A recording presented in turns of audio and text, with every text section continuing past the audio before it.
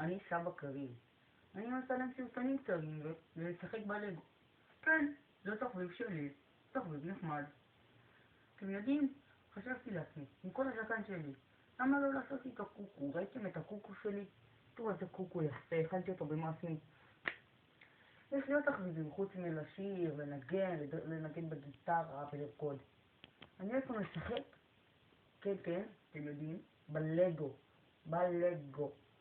אולי אמרתי לכם שאני מרגיש טוב כשאני רוכב על סוסים. עכשיו אני אשחק בלגו. בזיק כולי.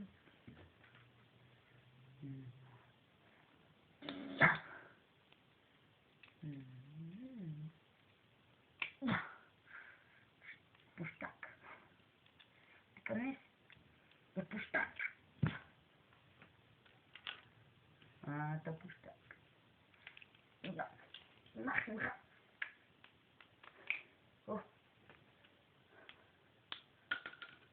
אוי, תיכנס לעמלקי. קיצור סבא קריר עייף. לילה טוב. רגע שנייה, אני צריך לתת באפשר. לילה טוב.